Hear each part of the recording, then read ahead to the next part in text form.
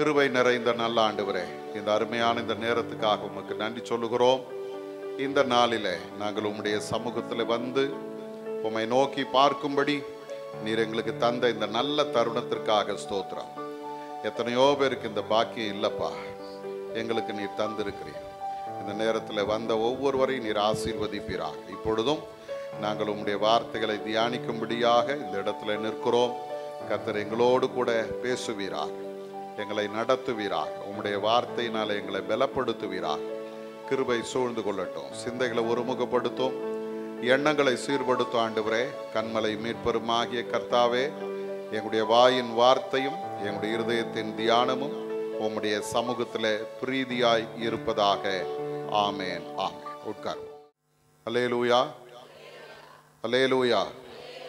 இந்த நாளிலும் வந்திருக்கிற உங்கள் யாவரையும் ஆண்டவராகிய இயேசு கிறிஸ்துவின் இனிதான நாமத்தினாலே வாழ்த்துகிறேன், வரவேற்கிறேன். ஆண்டவர் தாமே இந்த நாளுக்கும் இந்த நேரத்திற்கும் உரிய எல்லா ஆசீர்வாதங்களினாலும் உங்களை நிறைத்து வழி நடத்துவாராக. அருமையானவர்களே, கர்த்தருடைய பெரிதான கிருபை நம்மோடு கூட இருந்து இந்த மாதத்தில் இந்த 17வது நாளிலே தேவ சமூகத்திலே நம்மை கொண்டு வந்து சேர்த்திருக்கிறது. அதற்காக ஆண்டவரை நன்றியோடு நாம் துதிக்க கடமைப்பட்டிருக்கிறோம். இந்த அருமையான இந்த நேரத்தில் சற்று நேரம் நாம் சிந்திக்கும்படியாக தெரிந்து கொண்ட வேத வசனம் உன்னத பாட்டின் புஸ்தகம் 4ஆம் அதிகாரம் 12வது வசனத்தை யாராகிலும் ஒருத்தர் வாசிங்க. உன்னத பாட்டு 4:12. என் சகோதரியே, என் மணவாளியே, நீ அடைக்கப்பட்ட தோட்டமும் மறைவு கட்டப்பட்ட நீரூற்றும் முத்தரிக்கப்பட்ட கிணறுமாய் இருக்கிறாய். அருமையானவர்களே, இந்த வேத புத்தகத்தில் நிறைய காரியங்கள் சொல்லப்பட்டிருக்கிறது.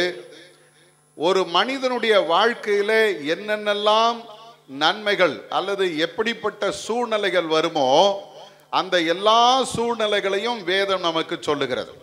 அதில் ஒன்று இந்த இடத்துல நாம் பார்க்கிறோம். ஒரு அருமையான தம்பி சொன்னா, எனக்கு பைபிள்லேயே பிடிச்ச ஒரு புக்கு இருக்குது அப்படின்னா அது உன்னத பாட்டு தான் அப்படின்னா. நானும் சந்தோஷமா, பரவாயில்லையா இவ்வளோ உணர்ந்து இவன் சொல்றானே அப்படின்னா, ஏண்டா உன்னத பாட்டு உனக்கு பிடிக்கும் அப்படின்னு கேட்டான். அவன் சொன்னான், லவ் லெட்டர் எழுதுறதுக்கு ஈஸியாக இருக்குயா. இல்லை, ஒவ்வொருத்தருடைய மனநிலை எப்படி இருக்கு பாரு. லவ் லெட்டர் எழுதுறதுக்கு ஈஸியாக இருக்கும், உண்மைதான். இது ஒரு காதல் கடிதம். அல்லேலூயா. அதுவும் இது ஒரு கவிதை நடையில் எழுதப்பட்டது. நம்ம பைபிளில் பார்த்தீங்கன்னா இதை வசனங்களாக போட்டு இருக்கிறாங்க. நீங்கள் ஆங்கில வேதத்தில் பார்ப்பீர்களானால் இது ஒரு கவிதை நடையில் எழுதப்பட்ட ஒரு புத்தகம். இது பார்த்தீங்கன்னா சொல்றாங்க வேத அறிஞர்கள், சாலமோன் இதை எழுதியிருக்கிறார். அவர் என்ன பண்றாருன்னா, தன்னுடைய வாழ்க்கையில ஒரு காதலியை அவர் எப்படியெல்லாம் வர்ணிப்பாரோ அதுபோல வர்ணித்து ஆண்டவர் தன்னை தன்னுடைய மனவாட்டியாக காதலியாக நினைத்து ஆண்டவர் பேசுவது போல அவர் அதை யோசித்து எழுதியிருக்கிறார் என்று சொல்லுகிறார். அருமையானவர்களே, இந்த புத்தகத்தை நீங்கள் முழுமையாய் வாசித்து பார்ப்பீர்களானால் மனைவி கணவனிடத்தில் பேசுகிறது போல, கணவன் மனைவியிடத்தில் பேசுகிறது போல இந்த இந்த இந்த உன்னத பாட்டின் புஸ்தகம் அமைந்திருக்கும். அருமையானவர்களே, இந்த வேத பகுதிகளை நாம் வாசிக்கும் பொழுது நம்ம அந்த மனவாட்டியாக நம்மை பாவித்து ஆண்டவருடைய அன்பை உணர்ந்து இந்த வசனங்களை வாசிச்சோன்னா நிச்சயமாகவே இந்த உன்னத பாட்டின் புஸ்தகம் நம்ம எல்லாருக்கும் பிரயோஜனம் உள்ள புத்தகமாக இருக்கும். பல நேரங்களில் உலக அன்பை நாம் இழந்து போயிருக்கிறோம், உண்மைதானே? மனைவி இடத்துல கேட்டு பாருங்க, அம்மா உங்க வீட்டுக்காரர் உங்ககிட்ட அன்பா இருக்கிறாரா அப்படின்னு கேட்டு பாருங்க. அவங்க சொல்லுவாங்க, ஆந்தாலும் எங்கயா அன்பா இருக்கிறான், அவன் எப்போ பாரு கடுகடு சிடு சிடுன்னு இருக்கிறான் அப்படின்வாங்க. இல்லை, வீட்டையா கிட்ட கேட்டு பாருங்க, ஐயா உங்க வீட்டம்மா எப்படி அப்படின்னு கேட்டு பாருங்க, ஐயோ அது பேய், அது கூட குடும்பம் நடத்துறதே பெரிய விஷயம் அப்படின்னு சொல்லுவாங்க. இல்லை, ஒரு சில நேரங்களில் நாம் எதிர்பார்க்கிற அன்பு மனிதரிடத்தில் கிடைக்காமல் போகும்போது என்னை உண்மையாய் நேசிக்கிற ஒரு ஆண்டவர் இருக்கிறார் என்கிற ஒரு சத்தியத்தை இந்த வேதம் நமக்கு கற்றுத்தருகிறது. அவர் நம்மளை அவ்வளவு பிரியமா கூப்பிடுறார். என் சகோதரியே, என் மனவாளியே என்று கூப்பிடுகிறார். அப்ப இந்த இடத்துல நாம் பார்க்கும்போது ஆண்டவர் உங்களையும் என்னையும் கூட அவ்வளவு அன்பாக நேசித்து நமக்காக தன்னுடைய அன்பை வெளிப்படுத்தி கல்வாரி சிலுவையிலே தன்னுடைய ஜீவனையே நமக்காக கொடுத்திருக்கிறார். இல்ல, இன்னைக்கு உலகம் சொல்லும், நான் உனக்காக என் உயிரையே கொடுப்பேன் சொல்லுவான். இல்ல, உனக்காக என் உயிரையே கொடுப்பேன். ஆனா உண்மை என்னன்னா, உயிரை எடுக்கிறதுக்கு தான் ஆட்கள் இருக்கிறாங்களே தவிர உயிர் கொடுக்கிற ஆட்கள் இல்லை. ஆனா இயேசு சொன்னாரு, ஒருவன் தன் சிநேகிதனுக்காக தன் ஜீவனை கொடுக்கிற அன்பிலும் மேலான அன்பு இந்த உலகத்துல இல்லைன்னு சொன்னாரு. அந்த மேலான அன்பை இயேசு ஒருவரே நமக்கு காண்பித்திருக்கிறார். அல்லேலூயா. அப்ப இன்னைக்கு இந்த வேத வசனத்தின் அடிப்படையிலே நாம் பார்க்கும்போது இந்த இந்த மணவாளனாகிய ஆண்டவர் மணவாட்டி ஆகிய உங்களையும் என்னையும் பார்த்து சொல்லுகிறார், என் மணவாளியே, என் சகோதரியே என்று சொல்லி அழைக்கிறார்.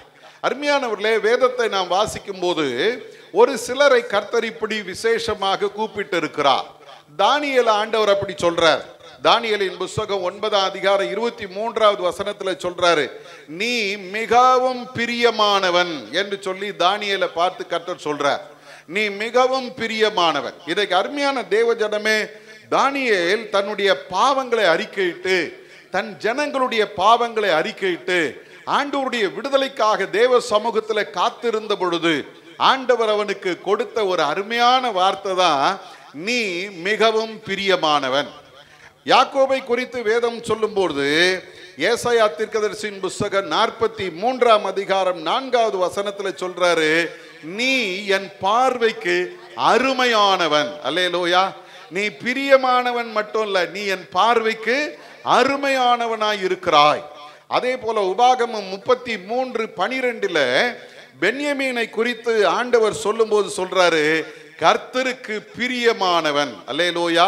இன்னைக்கு அருமையான தேவஜனமே, இன்றைக்கு ஆண்டவர் உங்களை என்னையும் பார்த்து சொல்றாரு, நீ எனக்கு பிரியமானவன், நீ எனக்கு பிரியமானவள், நீ எனக்கு அருமையானவன், நீ எனக்கு அருமையானவள். அல்லேலூயா. எனக்கு அருமையான தேவஜனமே, இந்த காலை நேரத்தில் ஆண்டவர் உங்களை என்னையும் பார்த்து சொல்றாரு, நான் உன்னை நேசித்து நான் உன்னை எனக்கென்று ஏற்படுத்தி கொண்டேன், அதே போல நீயும் எனக்காக வாழ வேணும் அப்படின்னு ஆண்டவர் விரும்புகிறார். அல்லேலூயா. இன்றைக்கு நம்முடைய தியானத்தினுடைய தலைப்பு, நான் என் நேசருக்கு சொந்தமானவன் அல்லது சொந்தமானவள். அல்லேலூயா. நான் என் நேசருக்கு சொந்தம்.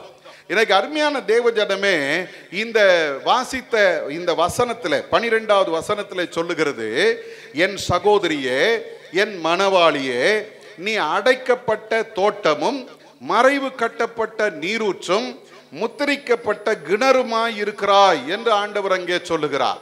எனக்கு அருமையான தேவஜனமே, இந்த பகுதியிலே ஆண்டவர் உங்களுக்கு எனக்கும் தருகிற ஒரு 3 வார்த்தை நான் உங்களோடு கூட பகிர்ந்து கொள்ள விரும்புகிறேன்.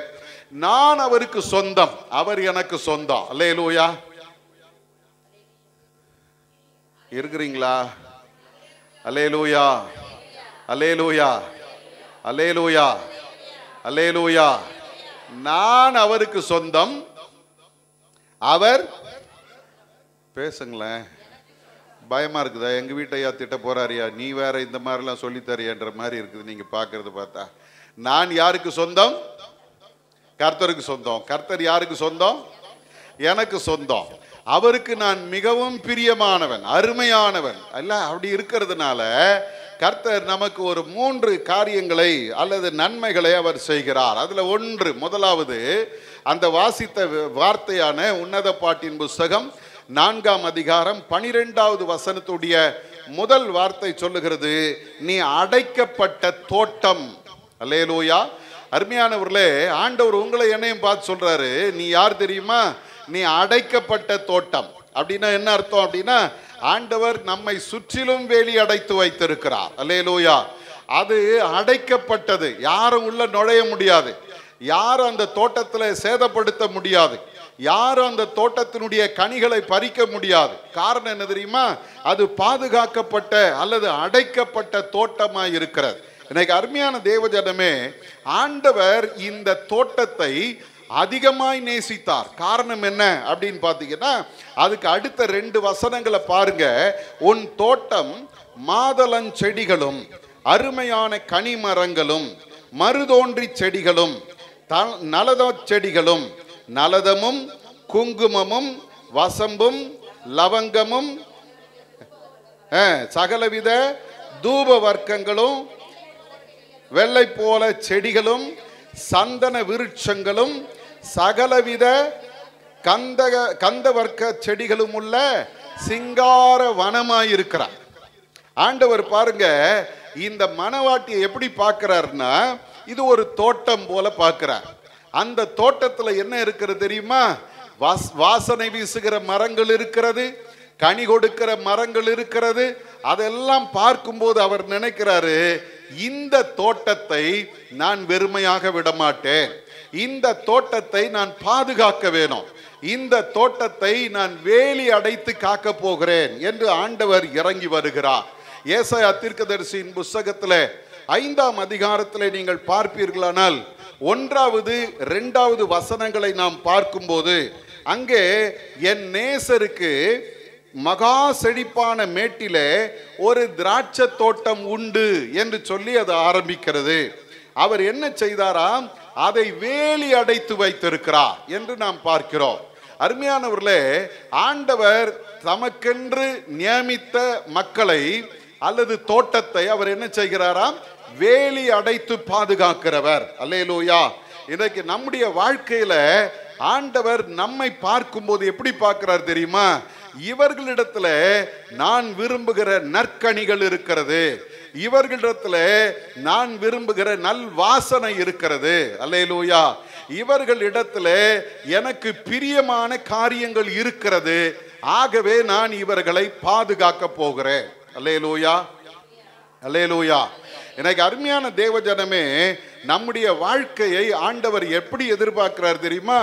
இவர்கள் நற்கனி தருகிற திராட்சை செடிகள் என்று பார்க்கிறார். ஏசாயா தீர்க்கதரிசியின் புத்தகத்திலே 5ஆம் அதிகாரத்தின் 2வது வசனத்திலே பார்ப்பீர்களானால் அங்கே சொல்றாரு, அது நல்ல திராட்சை பழங்களை கொடுக்கும் என்று காத்திருந்தேன். அல்லேலூயா. அப்ப ஆண்டவர் உங்களை என்னையும் வேலி அடைத்து பாதுகாக்கிறதுடைய காரணம் என்ன அப்படின்னா, நாம் அவருக்கு நல்ல கனிகளை கொடுக்கிற திராட்சை செடிகள். ஒரு அல்லேலூயா சொல்லுங்க. இப்போ நமக்கு இருக்கிற ஒரு காரியம் என்ன அப்படின்னா, என்னை சுற்றி வேலி அடைத்து வைத்து என்னை பாதுகாத்து இருக்கிற ஆண்டவருக்கு உகந்த கனியை நான் கொடுக்கிறேனா? அப்ப இன்னைக்கு நம்ம கேட்க வேண்டிய ஒரு கேள்வி உண்டு, கனி உள்ள வாழ்க்கை இருக்கிறதா அப்படின்னு கேட்கணும். காரணம் என்ன தெரியுமா? இன்னைக்கு நிறைய நேரங்களில் நாம் என்ன நினைக்கிறோம், நான் ஆண்டவருக்கு நிறைய காணிக்க கொடுக்குறையா, ஆண்டவருக்கு நான் நிறைய ஊழியம் செய்கிறேன், ஆண்டவருக்கு நான் அதை பண்ணுறேன் இதை பண்ணுறேன் சொல்கிற பாருங்க. ஒரு ஊழியக்காரர் தெரியும், அந்த ஊழியக்காரர் நல்லதை ஊழியம் பண்ணுவார், ஆனால் கோபம் வந்துச்சுன்னா அவ்வளவு பயங்கரமாக கோபம் வரும். அதே போல அவருடைய வாழ்க்கையை நீங்க பார்த்தீங்கன்னா பார்க்குறவங்கெல்லாம் அவர் ஒரு மாதிரிங்க அப்படின்ற அளவுக்கு தான் அவருடைய வாழ்க்கை இருக்கும், ஆனால் அவர் நல்ல ஊழியம் பண்ணுவார். இப்போ அந்த போதகரை எடுத்துட்டு வந்து, ஐயா ஆண்டவர் விரும்புகிற கனி உன்னிடத்துல இருக்குதா அப்படின்னு கேட்டா அவர் என்ன சொல்லுவாரு? என்ன சொல்லுவாரு? ஆமாயா, நான் ஆண்டவருக்காக இவ்வளோ ஊழியம் பண்றேன், இத்தனை சர்ச் வச்சிருக்கிறேன், இப்படி பண்ண அப்படி பண்ண சாதனை, அதெல்லாம் சொல்லுவாரு. ஆனா ஒண்ணு தெரிஞ்சுங்க, கர்த்தர் விரும்புகிற கனி என்னிடத்துல இருக்கணும். அது என்ன கனி? கலாத்தியரின் புத்தகம் 5ஆம் அதிகாரம் 22வது வசனத்தை யாராவது ஒருத்தர் வாசிங்க. கலாத்தியர் 5:22. ஆவியின் கனியோ அன்பு, சந்தோஷம், சமாதானம், நீடிய பொறுமை, தயவு, நற்குணம், விசுவாசம், சாந்தம், இச்சை அடக்கம். இவைகளுக்கு இப்படிப்பட்டவைகளுக்கு விரோதமான பிரமாணம் ஒன்றுமில்லை. அல்லேலூயா. இப்போ ஆண்டவர் என்னை எதற்காக வேலி அடைத்து பாதுகாத்து இருக்கிறார் அப்படின்னு கேட்டீங்கன்னா, எனக்குள்ள என்ன இருக்கணும்? அன்பு இருக்கணும், எனக்குள்ள சந்தோஷம் இருக்கணும், சமாதானம் இருக்கணும், எனக்குள்ள நீடிய பொறுமை இருக்கணும், அப்புறம் தயவு இருக்கணும், நற்குணம் இருக்கணும், விசுவாசம் இருக்கணும், சாந்தம் இருக்கணும், இச்சை அடக்கம் இருக்கணும். இதெல்லாம் அவர் எதிர்பார்த்து என்னை வச்சு பாதுகாத்துக்கிட்டு இருக்கிறாரு. ஆனா நான் என்ன பண்றது தெரியுமா? ஆண்டவரே, நான் உமக்கு காணிக்கையை தருகிறேன், ஆண்டவரே நான் உமக்காக ஊழியம் செய்கிறேன், ஆண்டவரே நான் அதை பண்றேன், இதை பண்றேன், பெரிய சாதனை பண்றேன், உங்களுக்காக நான் ஒரு 10 சர்ச்சு கட்டி கொடுத்துருக்கிறேன், இதெல்லாம் சொல்லிட்டு ஆண்டவர் எதிர்பார்க்கிற கனியை நாம் தரலன்னா அதுல அவருக்கு விருப்பமே கிடையாது. அல்லேலூயா. இந்த ஏசாயா 5ஆம் அதிகாரம் 2வது வசனத்துடைய அடுத்த வார்த்தையை நீங்க பார்த்தீங்கன்னா, அது நல்ல திராட்சை பழங்களை தரும் என்று காத்திருந்தார், அதுவோ கசப்பான கனிகளை கொடுத்தது. கனி கொடுத்துச்சு, உண்மைதான், கனி கொடுத்தது. என்ன கனி கொடுத்துச்சா? கசப்பான கனி கொடுத்துச்சு. ஆண்டவர் விரும்புகிற கனி நிலை இல்ல. அதற்கு பதிலாக என்கிட்ட இருக்கிற கனி எப்படிப்பட்ட கனி தெரியுமா? கசப்பான கனி. அவர் விரும்புகிறதை நான் தரல, நான் என்கிட்ட இருக்கிற அந்த கசப்பை வெளிப்படுத்தி கொண்டிருக்கிறேன். இன்னைக்கு அருமையான தேவஜனமே, ஆண்டவர் உங்களை என்னையும் பார்த்து சொல்றாரு, நீ எனக்கு பிரியமானவன், நீ எனக்கு பிரியமானவள் என்று ஆண்டவர் சொல்லிட்டு அவர் சொல்றாரு, நீ யார் தெரியுமா? நீ அடைக்கப்பட்ட தோட்டம். ஏன் அடைத்து வைத்திருக்கிறேன் தெரியுமா? நீ நல்ல கனி கொடுப்பாய் என்று உன்னை அடைத்து வைத்திருக்கிறேன். நீ எனக்கு பிரியமான கனி கொடுப்பாய் என்று நான் உன்னை அடைத்து வைத்திருக்கிறேன். ஆனால் உன்னிடத்துல இருக்கிற கனியோ கசப்பான கனியா இருக்கிறது அப்படின்னு ஆண்டவர் நம்மை பார்த்து சொன்னார்னா எவ்வளவு கஷ்டம் தெரியுங்களா?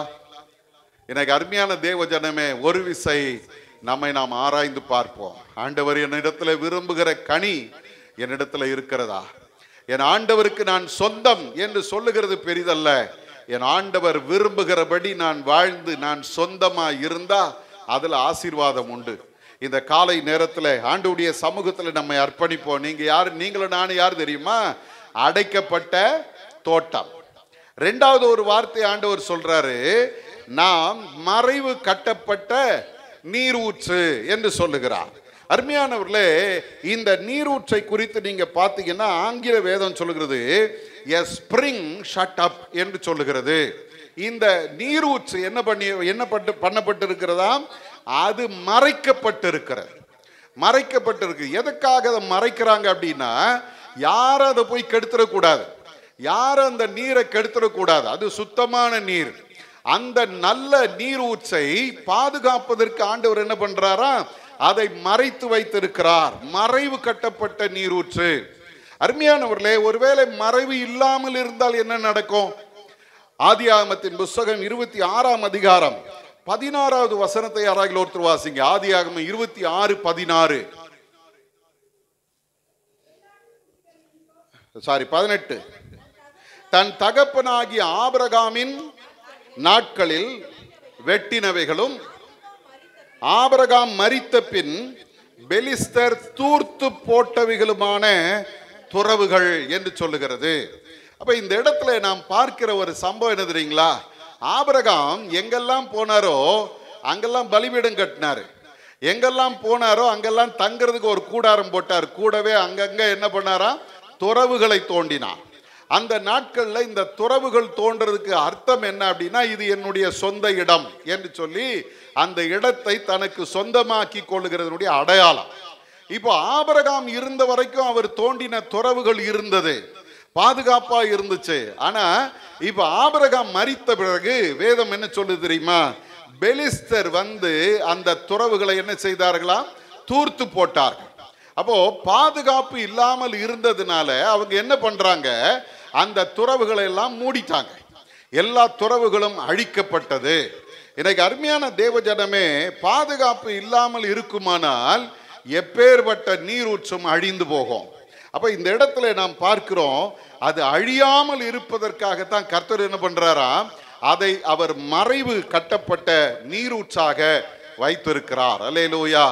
உங்களையும் என்னையும் கெட்டு போகாமல் இருக்கணும்னு சொல்லி கர்த்தர் என்ன செய்யறாரு? நம்மை மறைவு கட்டப்பட்ட நீரூற்றாக வைத்திருக்கிறார். யோபுவின் புஸ்தகத்துல 1ஆம் அதிகாரம் 10வது வசனம் நமக்கு சொல்லுகிறது, சாத்தான் இயேசு ஆண்டவரை பார்த்து சொல்லும் போது என்ன சொல்றாரு பாருங்க, நீர் அவனையும் அவன் வீட்டையும் அவனுக்கு உண்டான எல்லாவற்றையும் வேலி அடைக்கவில்லையோ? அவன் கைகளின் பிரயாசங்களை நீர் ஆசீர்வதித்தீர். அப்போ ஆண்டவர் யோபுவை என்ன செய்தாரா? வேலி அடைத்து பாதுகாக்கிறார். ஆகவே பிசாசு என்ன பண்ண முடியல? உள்ள போய் யோபுவை தொட முடியல. அல்லேலூயா. எனக்கு அருமையான தேவஜனமே, ஒன்று தெரிஞ்சுங்க, நீங்களும் நானும் இந்த இடத்துல சமாதானமாய் சுகமாய் ஆரோக்கியமாய் உட்கார்ந்து இருக்க காரணம் என்ன தெரியுமா? கர்த்தர் உங்களை வேலி அடைத்து பாதுகாக்கிறவர் மட்டுமல்ல, உங்களை மறைக்கப்பட்ட நீரூற்றாக வைத்திருக்கிறார். அல்லேலூயா. சத்துரு தொட முடியல. அவன் வெளியே இருந்து சொல்றான், நீர் வேலி அடைத்து வைக்கவில்லையா? ஆகவே என்னால என்ன பண்ண முடியல? ஒன்னும் பண்ண முடியல. கொஞ்சம் அந்த வேலியை எடுத்து பாருங்க, நான் என்ன பண்ற பாருங்க. இன்னைக்கு அருமையான தேவஜனமே, ஆண்டவர் உங்களை என்னையும் மறைவு கட்டப்பட்ட நீரூற்றாக வைத்திருக்கிறார் என்பதை நாம் மறந்து போக கூடாது. யோவானின் புஸ்தகத்துல 7ஆம் அதிகாரம் 38வது வசனத்திலே சொல்லும் போது ஆண்டவராகிய இயேசு கிறிஸ்து சொல்றாரு, என்னிடத்தில் விசுவாசமாய் இருக்கிறவன் எவனோ அவன் உள்ளத்திலிருந்து ஜீவ தண்ணீர் உள்ள நதிகள் ஓடும் என்று ஆண்டவர் சொல்றார். அப்ப இன்னைக்கு அருமையான தேவஜனமே, உங்களை என்னையும் ஆண்டவர் எப்படி பார்க்கிறார்? நீரூற்றா பார்க்கிறாரு. இந்த இடத்துல நாம் பார்க்கிறோம், யாரெல்லாம் அவரை விசுவாசிக்கிறார்களோ அவருடைய இருதயத்திலிருந்து என்ன புறப்படுகிறது? ஜீவ நீரூற்று புறப்படுகிறது. அல்லேலூயா. ஜீவ தண்ணீர் உள்ள நதிகள் புறப்படும். இன்னைக்கு அருமையான தேவஜனமே, ஆண்டவரை விசுவாசிக்கிற ஒவ்வொரு மனிதனுடைய வாழ்க்கையிலும் ஆண்டவர் தருகிற ஒரு பெரிய பாக்கியம் என்ன தெரியுமா? அவன் அநேகருக்கு ஆசீர்வாதமாய் மாறுவான். அந்த நீரூற்று எங்கெல்லாம் போகுதோ அங்கெல்லாம் ஆசீர்வாதம். அந்த நீரூற்று எங்கெல்லாம் நுழைகிறதோ அங்கெல்லாம் சமாதானம். அந்த நீரூற்று எங்கெல்லாம் பாய்கிறதோ அங்கெல்லாம் ஆரோக்கியம் உண்டு. ஒரு அல்லேலூயா சொல்லுங்க. எனக்கு ஆண்டவர் உங்களுக்கு எனக்கு தந்திருக்கிற ஒரு பெரிய கிருபை என்ன தெரியுமா? நீ என்னை விசுவாசித்து இருக்கிறாய். ஆகவே உன் உள்ளத்திலிருந்து புறப்படுகிற ஜீவ தண்ணீர் உள்ள நதிகள் எல்லாருக்கும் ஆசீர்வாதமாய் மாறும். அல்லேலூயா, அல்லேலூயா. அப்போ விசுவாசிக்கிறவர்கள் மற்றவர்களுக்கு ஆசீர்வாதமாக மாற முடியும். அவர்களைத்தான் கர்த்தர் என்ன செய்றாரு? மறைக்கப்பட்ட நீரூற்றாக வைத்திருக்கிறார். அல்லேலூயா. அப்போ இன்னைக்கு நீங்களும் நானும் ஆண்டவர்கிட்ட கேட்கணும், ஆண்டவரே, நான் மற்றவர்களுக்கு ஆசீர்வாதமா இருக்கிறேனா அல்லது சாபமா இருக்கிறேனா? என் குடும்பத்துக்கு நான் ஆசீர்வாதமா இருக்கிறேனா அல்லது சாபமா இருக்கிறேனா? நான் பழகுகிற என்னுடைய நண்பர்கள், என்னுடைய சக மனிதர்களிடத்துல நான் ஆசீர்வாதமா இருக்கிறேனா அல்லது அவர்களுக்கு வேதனையை தருகிறவனா இருக்கிறேனா? ஒரு சிலருடைய வாழ்க்கையை பார்த்தீங்கன்னா, அவங்க ஒரு வீட்டுக்கு போனாங்கன்னா அந்த வீட்டில் பிரச்சனை பண்ணிட்டு வந்துருவாங்க. பார்த்துருக்குறீங்களா? ஒரு வீட்டுக்கு போனாங்கன்னா அந்த வீட்டில் ஏதாவது ஒரு சின்ன சலசலப்பை ஏற்படுத்திட்டு வந்துடுவாங்க. ஒரு வீட்டுக்கு போனாங்கன்னா அந்த வீட்டில் ஏதாவது ஒரு ஆசீர்வாத குறைவு வரும். ஏன் அப்படின்னா, அவர்களுக்குள்ள என்ன இல்லை? கர்த்தர் மேலே இருக்கிற விசுவாசம் இல்லை. அதனால அவங்களுக்குள்ள இருக்கிற அந்த ஜீவ தண்ணீர் இல்லாம அது சாபமான நீராய் மாறி விடுகிறது. எனக்கு ஆண்டவர் உங்களை என்னையும் பார்த்து சொல்றாரு, நீ விசுவாசித்து கர்த்தருக்கு உகந்த வாழ்க்கை வாழ்வாயானால் உன்னை ஆண்டவர் மறைவு கட்டப்பட்ட நீரூற்றாக வைத்திருக்கிறார். உன் மூலமாய் அநேகர் ஆசீர்வதிக்கப்படுவார்கள். உன்னத பாட்டின் புத்தகத்தில் நாம் பார்க்கும்போது அந்த நீரூற்றினுடைய மேன்மையை வேதம் சொல்லுகிறது. 4ஆம் அதிகாரம் 15வது வசனத்தை வாசிக்க. உன்னத பாட்டு 4:15.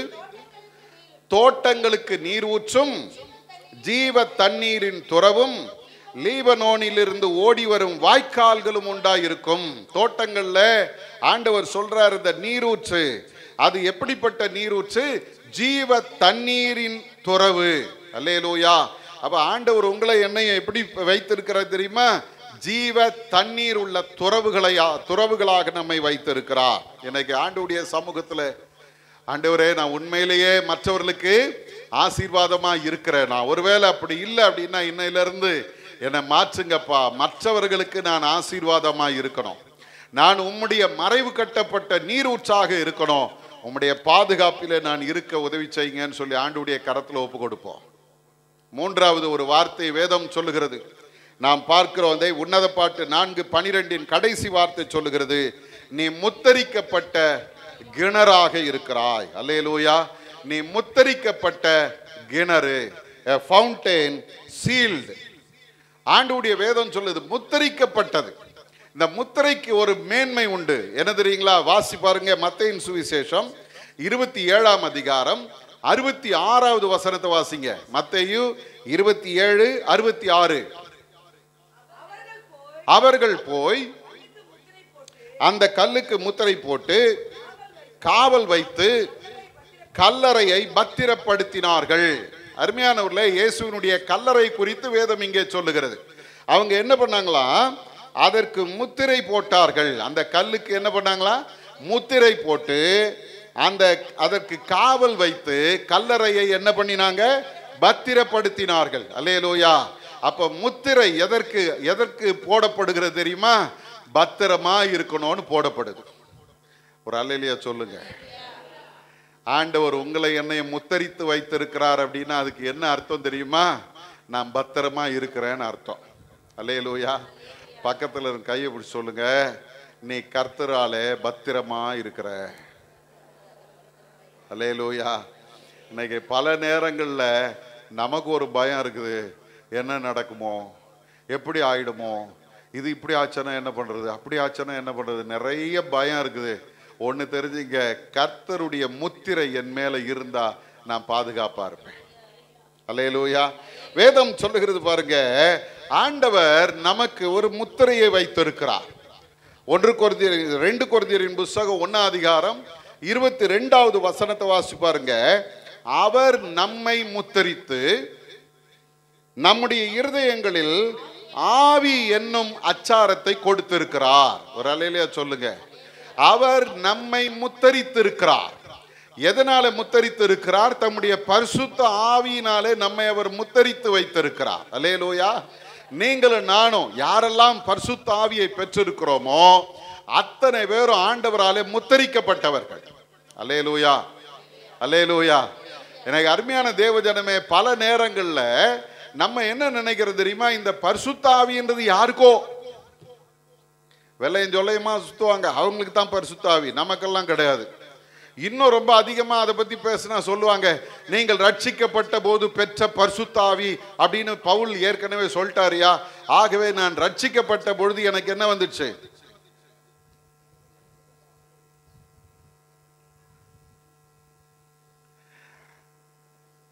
அது எப்படிப்பட்ட அனுபவம் தெரியுமா? இன்னும் நான் பால் குடிச்சிட்டு, அம்மா எனக்கு சோச்சி கொடுமா, எனக்கு சீச்சி கொடுமா அப்படின்னு கேட்டுட்டு இருந்தேன்னா அதுதான் அந்த ரட்சிக்கப்பட்ட காலத்தில் நான் பெற்ற பரிசுத்த ஆவி. அல்லேலூயா. இதுக்கு மேல வளரணுமா வேணாவா?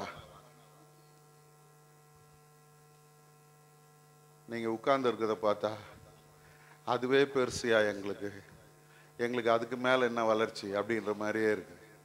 ஒன்று தெரிஞ்சுங்க, ஆவியினாலே பிறந்தவன் தான் உலகத்தை ஜெயிக்க முடியும். அல்லேலூயா. வேதம் சொல்லுகிறது அவர் நம்மை முத்தரித்திருக்கிறார். எதனால முத்தரித்திருக்கிறார்? பரிசுத்த ஆவியினால முத்தரித்திருக்கிறார். வேதத்தை வாசி பார்த்தா நம்ம ஆளுங்க ஒரு வசனத்தை அறக்குறையா சொல்லின்னு இருப்பான். கேளுங்கள் அப்பொழுது என்னவா ஏசாமி சீஷர்ல பார்த்து சொல்லார், கேளுங்கள் அப்பொழுது உங்கள் சந்தோஷம் நிறைவாயிருக்கும்படி பெற்றுக்கொள்வீர்கள். அதை எங்க கொண்டு வந்து சேர்த்துருவான் தெரியுமா?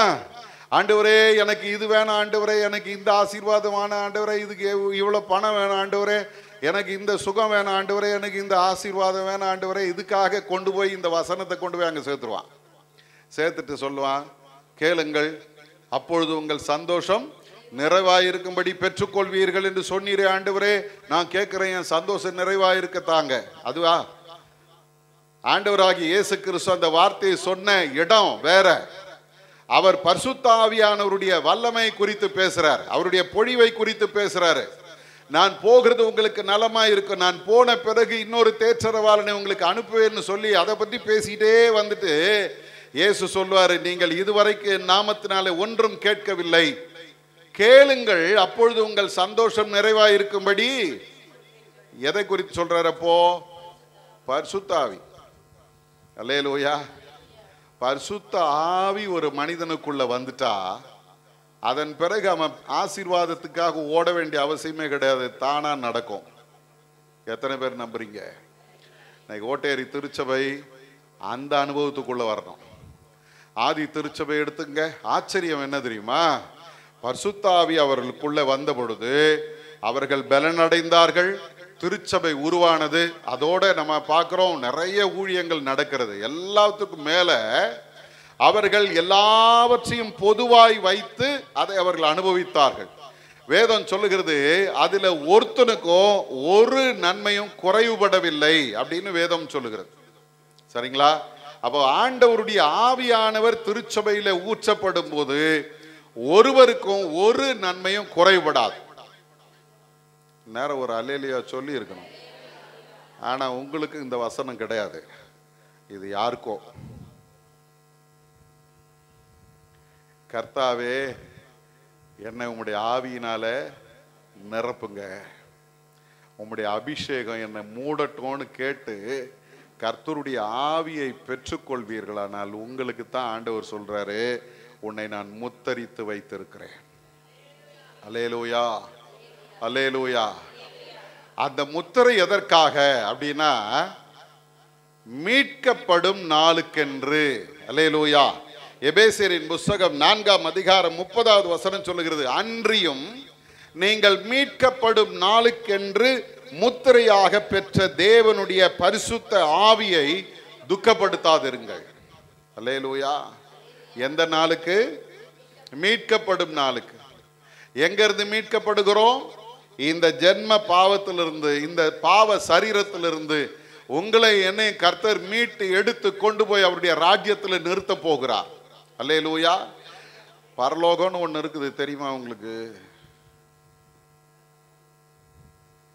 ஒன்று இப்படி தலையாட்டுங்க, இல்லை இப்படி தலையாட்டுங்க. நீங்கள் பேச மாட்டீங்க. பாவம், ஞாயிற்றுக்கிழமையான நீங்கள் என்ன பண்ணுறீங்கன்னா மௌன விரதம் இருக்கிறீங்க. அதனால ஒன்று இப்படி தலையாட்டுங்க, தெரியும் அப்படின்னு இப்படி தலையாட்டுங்க, தெரியாதுன்னு இப்படி தலையாட்டுங்க. தெரியுமா? பரலோகம்னு ஒன்று இருக்கு, தெரியுமா? அந்த மாதிரி கணீர்னு வரணும். நரகம்னு ஒன்று இருக்கு, தெரியுமா? நம்ம எங்க போறோம்? மீட்கப்படும் நாளுக்கென்று ஆண்டவர் தந்திருக்கிற இந்த பரிசுத்த ஆவி, அதை மறந்துடக்கூடாது. அந்த பரிசுத்த ஆவி உங்களை என்னையும் முத்தரித்து வைத்திருக்கிறது. அல்லேலூயா. பாஸ்போர்ட் எடுத்துட்டா ஃபாரின் போக முடியுமா? ஹலோ, உங்களை தான் கேட்குறேன். பாஸ்போர்ட் எடுத்துட்டா ஃபாரின் போயிடலாமா? நானும் அலைஞ்சு அலைஞ்சு அலைஞ்சு அந்த அதிகாரியை பாரு, இந்த அதிகாரியை பாருன்னு வாங்கிட்டேன் என் பாஸ்போர்ட்டு. ஒரு அருமையான சகோதரி 2 வாரத்துக்கு முன்னால் சாயந்தரம் வந்திருந்தாங்க, கீழ்ப்பாக்கம் சபையை சேர்ந்தாங்க. அவங்க என்கிட்ட சொன்னாங்க, ஐயா பாஸ்போர்ட் எடுத்துட்டேயான்னாங்க. எதுக்குமான்னு? ஃபாரின் போகிறேன். உன்னை எவன் சேர்க்குறான்னு இல்லை. இன்னைக்கு நிறைய நேரங்களில் பாஸ்போர்ட் எடுத்துட்டா ஃபாரின் போயிடுவோமா? கிடையாது. அதுக்கு என்ன வேணும்? ஆமாம், நல்லா சொல்கிறீங்களே. என்ன வேணும்? விசா வேணும். அந்த விசான்றது என்ன தெரியுமா? நம்ம போகிற தேசத்தில் அவங்க நமக்கு அனுமதி தரணும். அவங்க என்ன சொல்லுவாங்க, இவங்க எங்கள் நாட்டுக்கு வர்றதுல பிரச்சனை கிடையாது, நாங்கள் எல்லாம் விசாரிச்சிட்டோம், இவங்க வந்துட்டு போகலாம், அல்லது இவங்க இங்கே தங்கலாம், இவ்வளவு நாள் தங்கலாம் அப்படின்னு அனுமதி சீட்டு ஒன்று தருவாங்க. அது இருந்தால் தான் எங்கே போக முடியும்? ஃபாரின் போக முடியும்.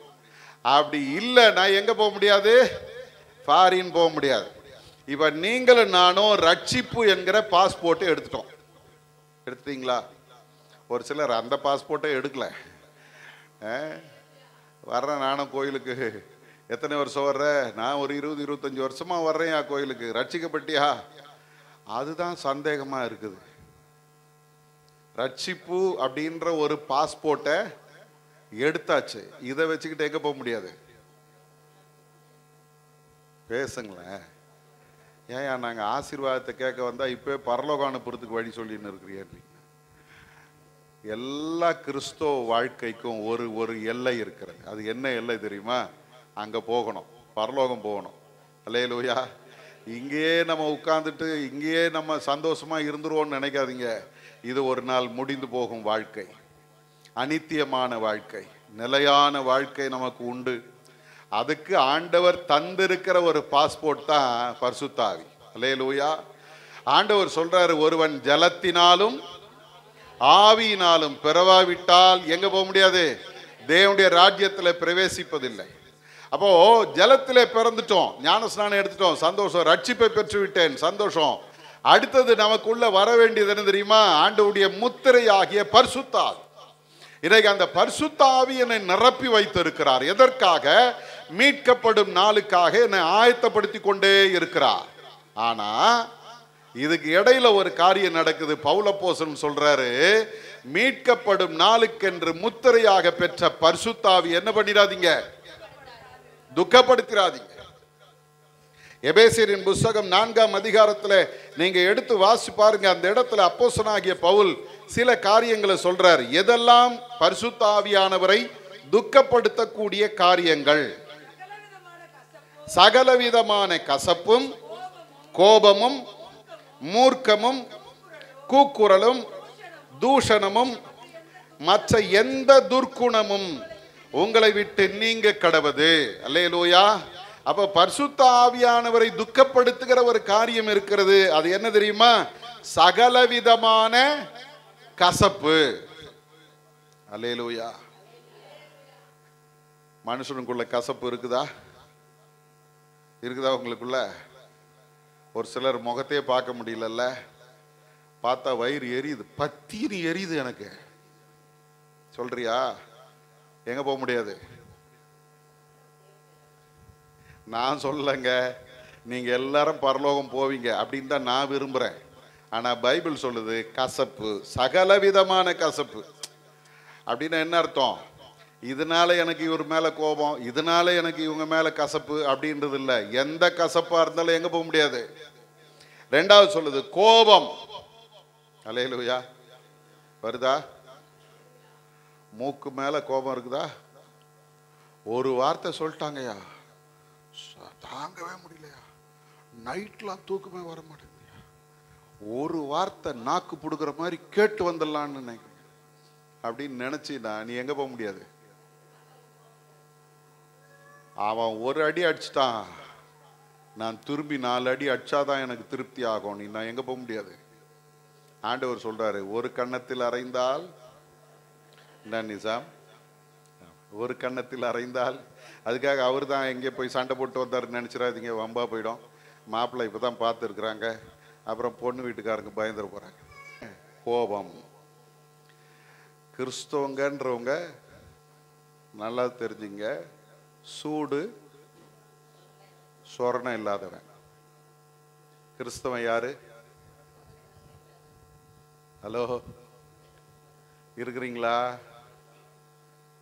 கோபம் சுருன்னு வந்துச்சுன்னா உடனே தீர்மானம் பண்ணிருங்க, நான் கிறிஸ்தவன் இல்லை. அல்லேலூயா. ஏன் தெரியுமா? கிறிஸ்து கோபப்பட்டாரு. ஆனா எங்க கோபப்பட்டார் தெரியுமா? கோபப்பட வேண்டிய இடத்துல கோபப்பட்டார். ஆனா நம்ம என்ன பண்றோம் தெரியுமா? தட்டுனா பொட்டுனா உடனே சுருன்னு கோபம் வருது. கோபம். அப்புறம் மூர்க்கம். மூர்க்கம் இது கோபத்தை விட ஒரு படி மேல.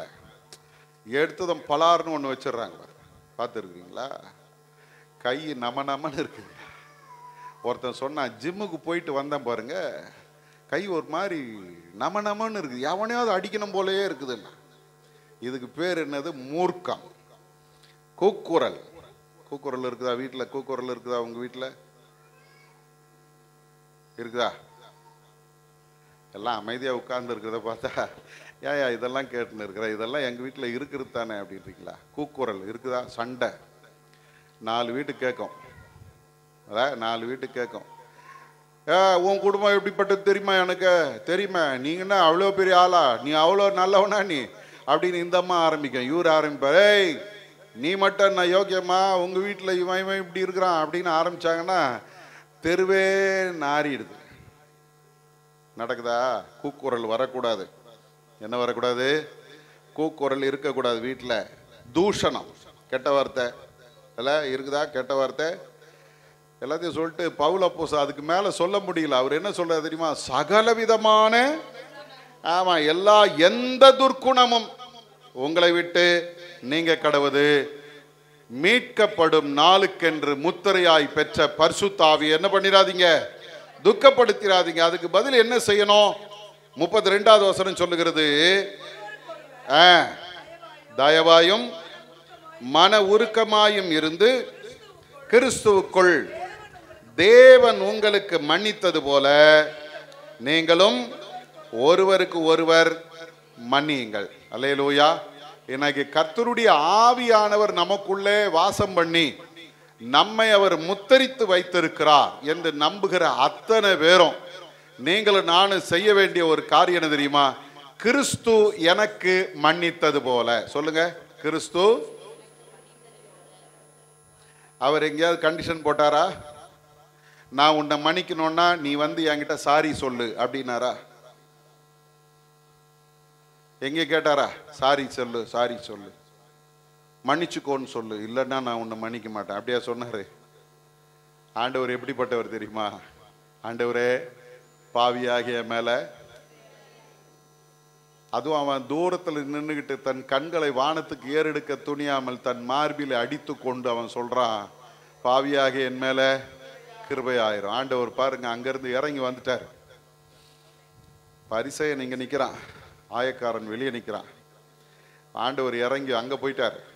அவர் சொல்கிறாரு, உள்ளே இருக்கிறான ஒருத்தன் சுயநீதிக்காரன், நான் அப்படி இல்லை, நான் இப்படி இல்லை, நான் பரிகாரன் இல்லை, நான் அநியாயக்காரன் இல்லை, இந்த ஆயக்காரனை போல இல்லை, நான் ரொம்ப யோக்கியம்னு சொல்கிறான். அவன் அல்ல. பக்கத்தில் அங்கே வெளியே நிற்கிறாரு அந்த ஆயக்காரன், பக்கத்தில் போய் நின்றுக்கிட்டார். இவனே நீதிமான். அல்லேலூயா. நம்மை ஆண்டவர் எந்த கண்டிஷனும் இல்லாமல் மன்னிச்சிருக்கிறார். அல்லேலூயா. எந்த கண்டிஷனும் இல்லாமல் மன்னிச்சிருக்கிறார். நீங்களும் நானும் அதே மன்னிப்பை நாம் மற்றவர்களுக்கு கொடுக்கணும். அல்லேலூயா. ஒன்று தெரிஞ்சுங்க, எனக்கு இன்னும் ஒரு 4 வருஷம் இருக்குதுயா, அந்த 4வது வருஷம் போய் நான் ஒப்புரவாயிடுறேன் அப்படின்னு நீங்க நினைச்சீங்கன்னா முடியாது. அல்லேலூயா. எனக்கு இன்னும் 1 வாரம் இருக்குதுயா, 1 வாரத்துக்குள்ள எப்படியோ ஒப்புரவாயிடுறேன் அப்படின்னா அதுவும் முடியாது. காரணம் தெரியுமா? அடுத்த வினாடி உங்களுக்கு எனக்கு சொந்தம் கிடையாது. நான் ஒருத்தர்கிட்ட வைராக்கியம் பாராட்டி கொண்டு இருந்து அப்படியே செத்து போனேன்னா எங்க போக முடியாது. அல்லேலூயா. நான் காலையில் பேசின பிரசங்க வேற, நம்ம காலையில் பேசின பிரசங்க வேற, இப்போ பேசுகிற பிரசங்க வேற. கர்த்தர் ஏன் இதை சொல்லுகிறார் என்பது எனக்கு தெரியாது.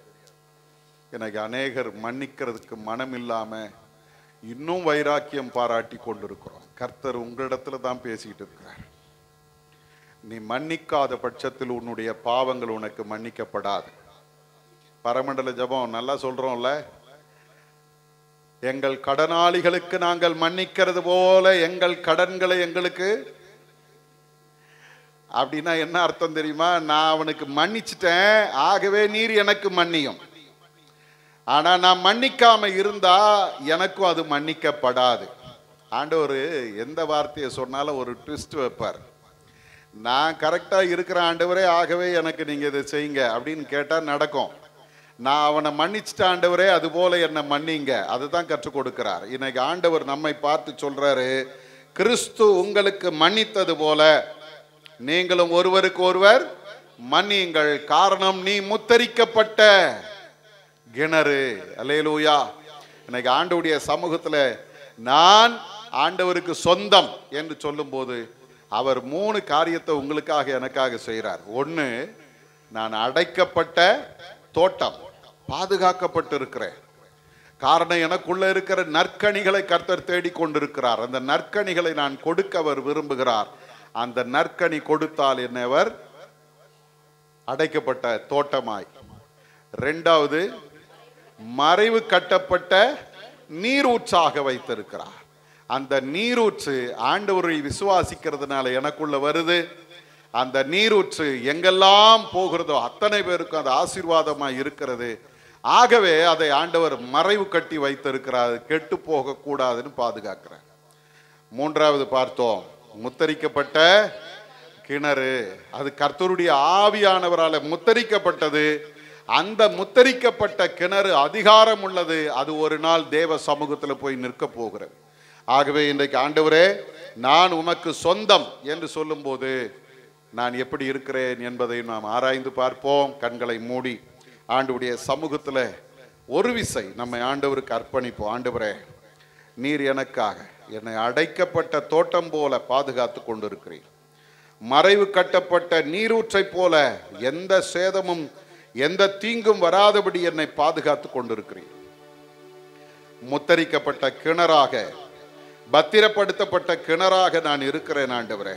ஆனால் நீர் விரும்புகிற அந்த நல்ல குணம், நீர் விரும்புகிற அந்த நற்கனி, நீர் விரும்புகிற அந்த ஜீவனுள்ள நதி எங்களுடைய வாழ்க்கையிலிருந்து வெளிப்படணும் ஆண்டவரே. என்னை உமக்கு அர்ப்பணிக்கிறேன். எல்லாரும் உள்ளத்தின் ஆழத்திலிருந்து ஆண்டவருடைய சமூகத்தில் நம்மை ஒப்பு கொடுப்போமா? இது அல்ல வாழ்க்கை, இதுக்கு மேல ஒரு நித்தியமான வாழ்க்கை இருக்கிறது. நீங்களும் நான் அந்த நித்திய வாழ்க்கைக்கு போக வேண்டியவர்கள். ஆண்டவருடைய பாதுகாப்பில் இருக்கிறேன், சந்தோஷம். ஆனா ஆண்டவர் விரும்புகிற கனி கொடுக்கிறேனா? ஆண்டவராலே மறைவு கட்டப்பட்ட நீரூற்றாய் இருக்கிறேன், நல்லது. ஆனால் அந்த நீரூற்று கர்த்தர் விரும்புகிற நல்ல தண்ணீரை கொடுக்கிறதா? மற்றவர்களுக்கு அது ஆசீர்வாதமாய் இருக்கிறதா? முத்தரிக்கப்பட்ட கிணறு நல்லதுதான், அது பாதுகாக்கப்பட்டு இருக்கிறது. ஆனா அந்த முத்திரையை நாம் காத்து கொண்டிருக்கிறோமா? இன்னைக்கு ஆண்டவர் உங்களை என்னையும் பார்த்து கேட்கிறார், மகனே மகளே, நான் என் நேசருக்கு சொந்தம் என்று சொல்லுகிறாய், சந்தோஷம். ஆனா நான் விரும்புகிற அந்த கனியும், நான் விரும்புகிற அந்த நல்ல நீரும், நான் விரும்புகிற அந்த பரிசுத்த ஆவியின் நிறைவும் உனக்குள்ள இருக்குதா? இல்லைன்னா இன்னைக்கு ஆண்டவர்கிட்ட கேட்டு பெற்றுக்கொள்ளவே, ஆண்டவரே என்னை பரிசுத்தமாக்கும், உமக்கு உகந்த கனி கொடுக்க என்னை நடத்தும். அன்பின் பரலோக பிதாவே, இந்த நல்ல வாழ்க்கையை நீர் எங்களுக்கு தந்திருக்கிறீர், அதற்காக உமக்கு நன்றி சொல்லுகிறோம். எங்களை குறித்தோ நீர் ஆண்டவரே ஒரு பெரிய நோக்கம் வைத்திருக்கிறீர். இந்த தோட்டம் எனக்கு உகந்த கனி கொடுக்கும், நல்ல திராட்சை பழங்களை கொடுக்கும் என்று எங்களை எதிர்பார்த்து நீர் பார்த்து கொண்டே இருக்கிறீரப்பா. ஆகவே இந்த தோட்டமான எங்களை நீர் அடைத்து, வேலி அடைத்து பாதுகாக்கிறவராய் இருக்கிறீர். எங்களிடத்திலிருந்து புறப்படுகிற இந்த ஜீவ தண்ணீர் மற்றவர்களுக்கும் ஆசீர்வாதமாய் இருக்க வேண்டும் என்பதற்காக அந்த நீரூற்று கெட்டு போகாமல் இருக்கும்படி அதை நீர் வேலி அடைத்திருக்கிறீர், மறைவு கட்டி இருக்கிறீர், எங்களை நீர் பாதுகாத்து கொண்டிருக்கிறீர். அதே போல உம்முடைய பரிசுத்த ஆவியாகிய முத்திரை எங்களுக்கு கொடுத்து அந்த முத்திரை எங்களை பத்திரமாய் காத்து வருகிறது சுவாமி. அதற்காக உமக்கு ஸ்தோத்திரம். இந்த பரிசுத்த ஆவியை நாங்கள் துக்கப்படுத்தி விடாதபடிக்கு எங்களை நீர் பாதுகாத்து கொள்ளும் அப்பா. உமக்கு உகந்த வாழ்க்கை வாழ எங்களை நடத்தும்.